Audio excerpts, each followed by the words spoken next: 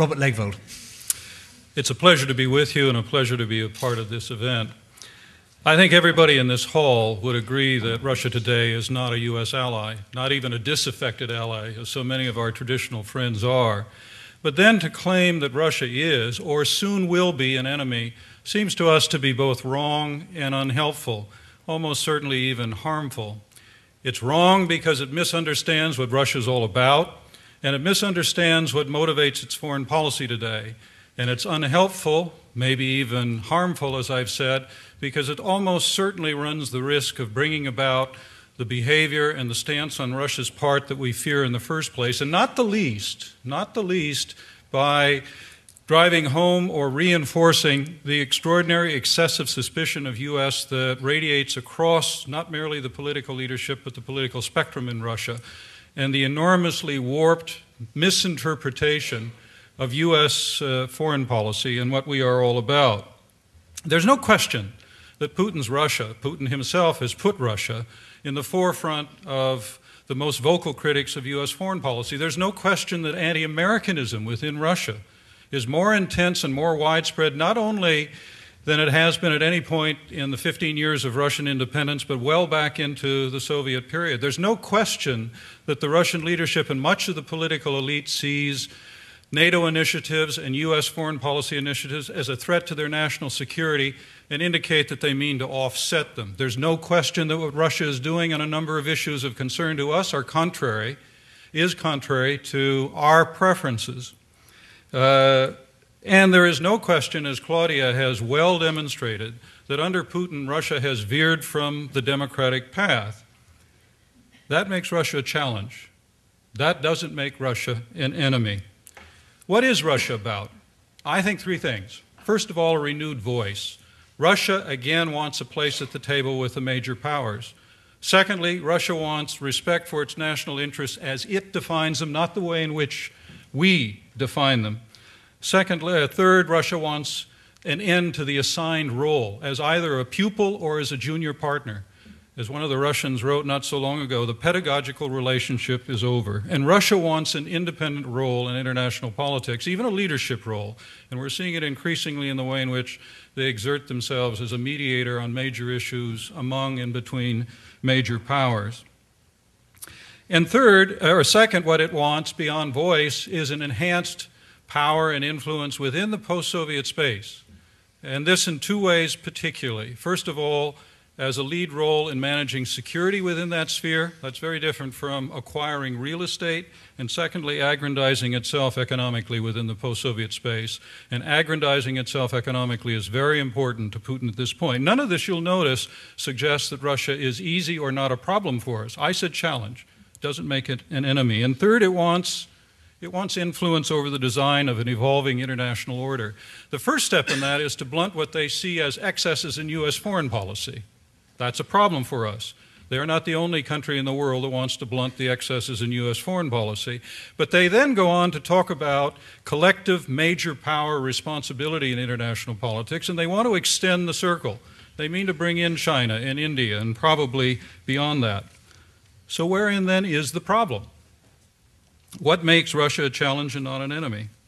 I think it is the ambiguity and the shapelessness at the very base of Russian foreign policy today, because the heart of Russia's international posture today is a unity of opposites. Russia claims it has no enemy, it has no ally.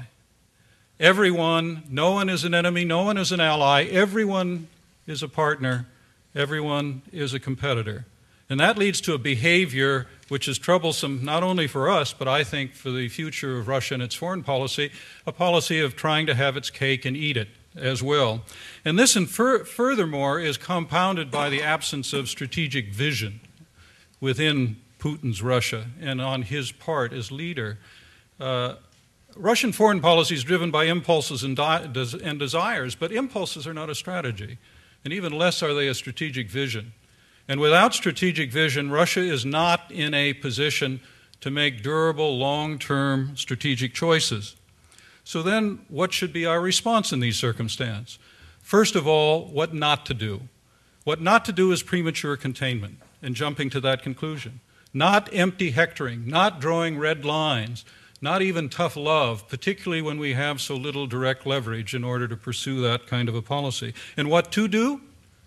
A policy that would be deft, that would be coherent, that would be frank, and that would be firm, and that would follow, in my view, 3 guidelines. First of all, to try to engage in a constructive and an effective dialogue with Russia over all issues, including the most fundamental ones that concern Claudia and her colleagues, that concerns us as much as it concerns Claudia and her colleagues. That is the basic values question and where things are going within Russia, but not posturing. And in order to get to a dialogue with Russia, we have a fundamental initial problem. That is to persuade not merely Putin and people around him, but a broad part of the political spectrum that our stake in this is not an ulterior motive, that it's genuine and that it is direct.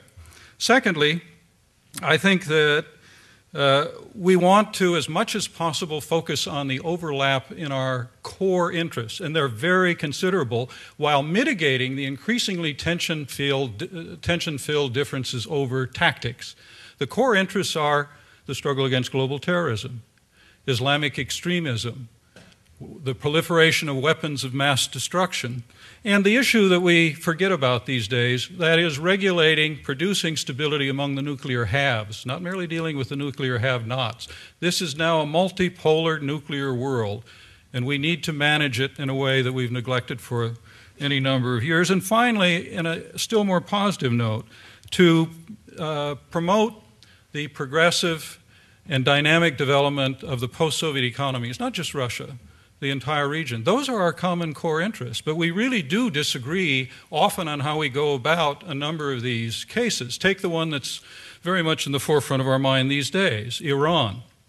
I would not for a moment deny that Russia and Putin and people around him, special interests around him, have very self-regarding, selfish interests when it comes to developing their relationship with Iran. But at heart, the problem is a different one. We agree, both Russia and the United States, that we do not want a nuclear Iran. But at the tactical level, we disagree about, first of all, what kind of a time frame we're operating in, how much time we have or not, and then secondly, how we put carrots and sticks together, and the degree to which we privilege the sticks and privilege them early. That's the kind of thing that we need to do if the core interest, coordinate, if the core interest is, as I've said, to deny a nuclear Iran. The third guideline would be that we coordinate our assessment and our approach to Russia among the major countries of the West, Europe and Japan, while at the same time in our policy toward China and India, that we deny Russia the opportunity of using China and India against us. Robert Legvold, your time's up, I'm afraid. Thank you. I'm finished.